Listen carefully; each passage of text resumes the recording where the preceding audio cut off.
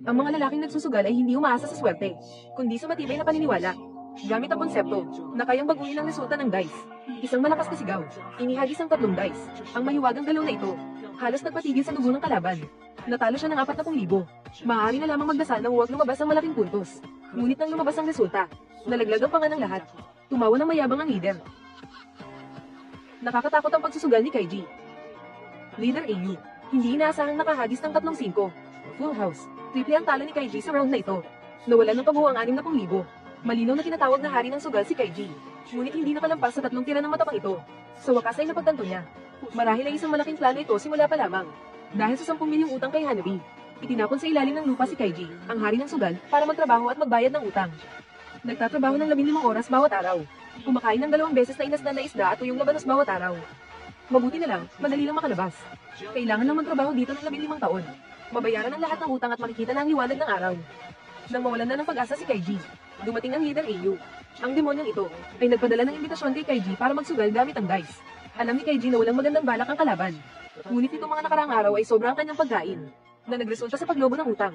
Dahil sa nag-iisang pagkakataon na makabawi, nagdesisyon si Kaiji na kunin ang sweldo ng susunod na buwan, at sumugal sa leader AU ng isang round. Tutal, natalo na niya ang maraming malalaking tao sa labas. Walang dahilan para dito. Matalo sa leader, isang maliit na isda lamang. Ngunit medyo kakaiba ang mga patakaran sa ilalim ng lupa. Maaaring pumili ng pwesto ang bawat isa. 3 dice sa kabuuan.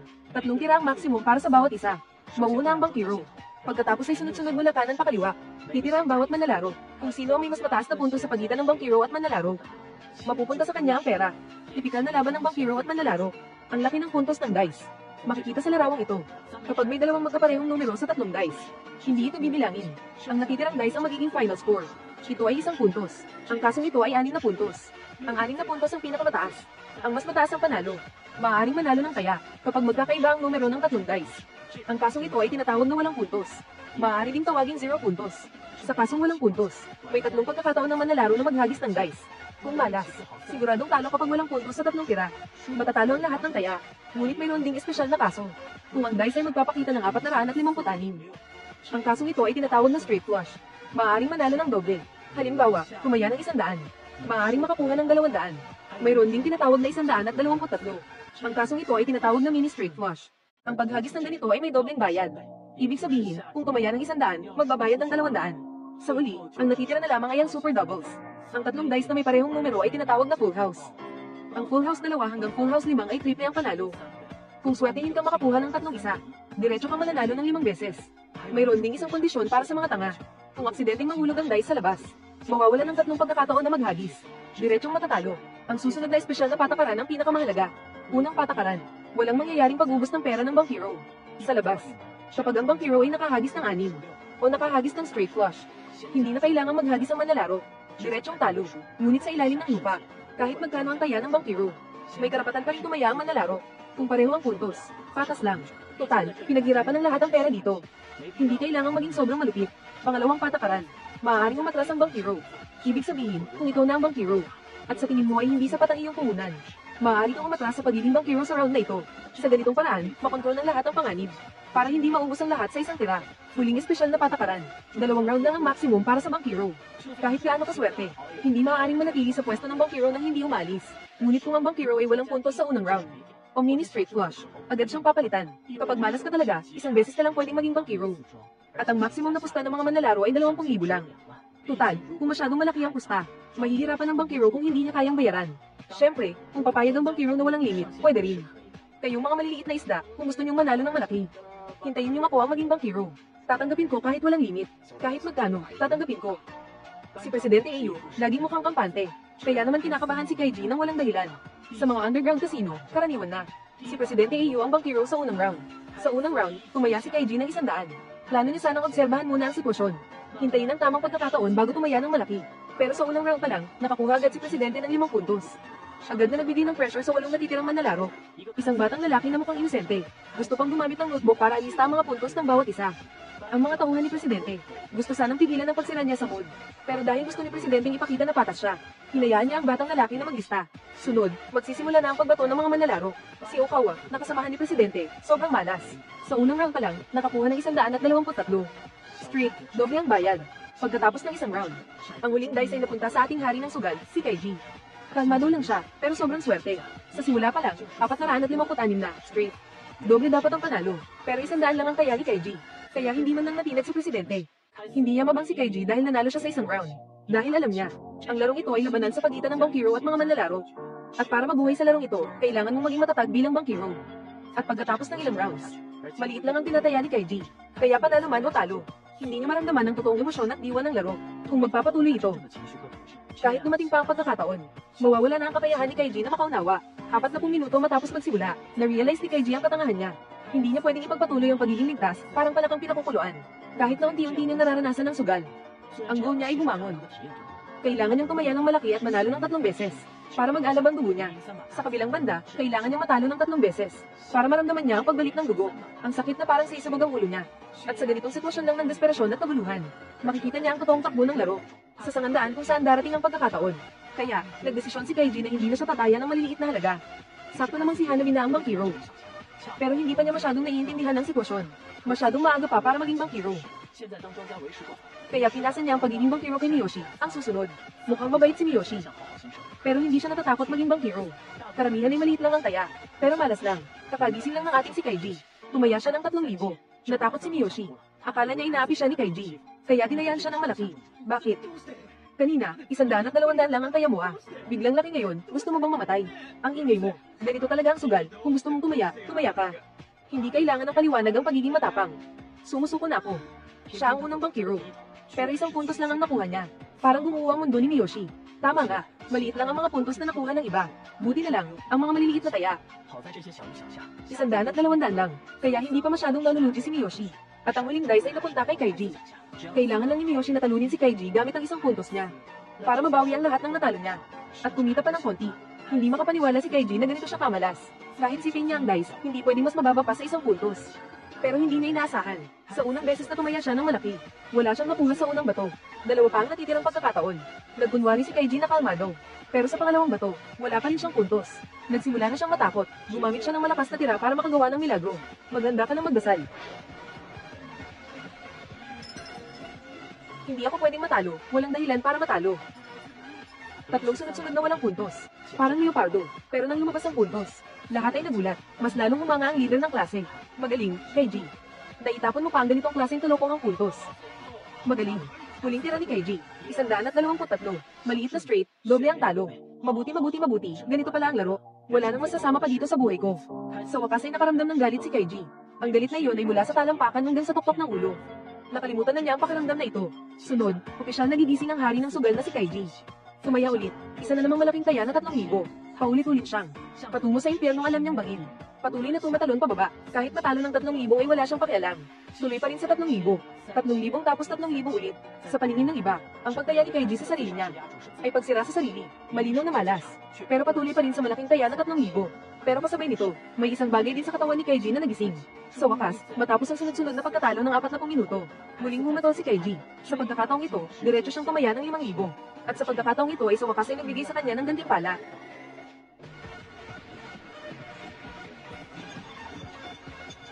Huminto ang dice sa 456. Doble ang panalo. Lumabas na. Ang kakayahang umunawa ni Kaiji ay nagliwanag sa init ng dugo. Sa pagkakataong ito ay diretso siyang kumita ng 10,000. Ang natitirang 28,000 na puhunan ay bumalik sa 38,000. Dumating ang swerte. Tamang-tama sa pagkakataon ni Kaiji na maging bankero. Sa pagkakataong ito ay hindi na siya sumuko. Nagdesisyon siyang samantalahin ng swerte at momentum para magupakan.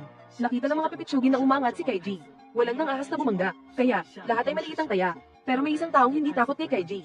Ang leader ng klase na si Eiyu. Kalmado niyang sinabi na gusto niyang tulungan si Kaiji na swertehin. Diretsong tumaya ng 20,000. Susundan ko rin ang kaunti.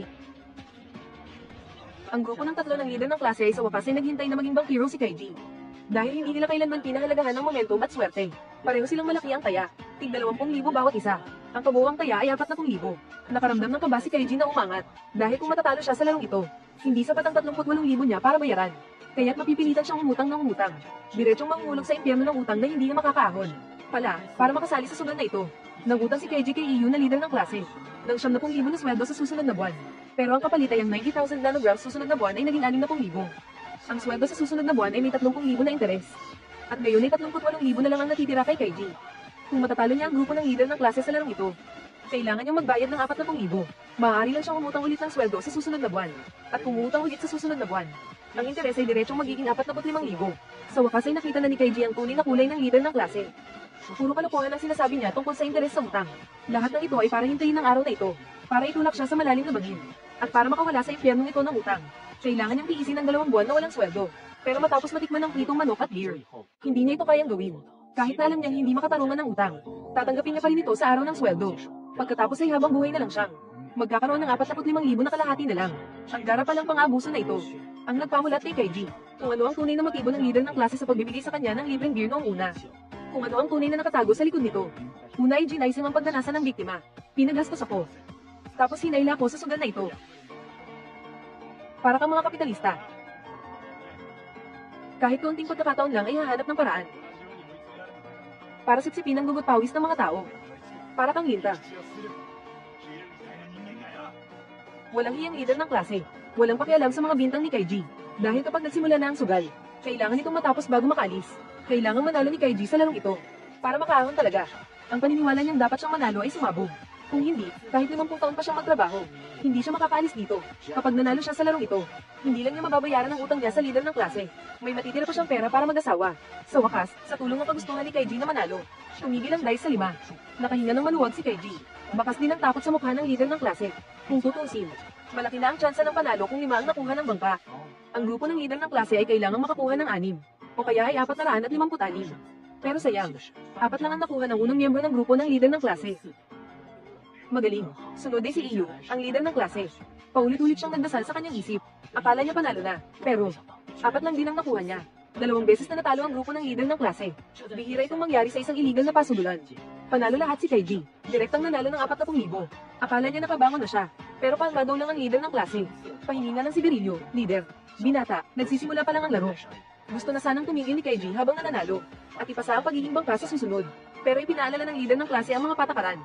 Ang bangka ay kailangang maging bangka ng 2 beses. Maliban na lang kung wala siyang makuha o makakuha ng 123. Masyadong natuwa si Kaiji, at nakalimutan niya. Akala niya na nanalo na siya. Hindi siya natatakot, pero malaki ang taya ng grupo ng leader ng klase. 20,000 ulit bawat isa. Isang malaking pastahan ulit na 40,000. Walang ganung lakas ng loob ang iba. Maliit lang ang kanilang mga taya. Kinakabahan si Kaiji. Kailangan niyang makakuha ng mataas na puntos ulit.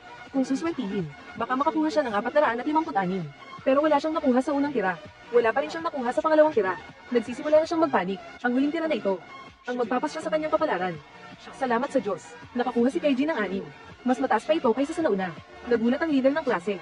Pero agad din siyang kumalma. Nakaramdam ng kaba si Kaiji sa kakaibang pagiging kalmado ng leader ng klase. Pero hindi niya masabi kung ano ang mali.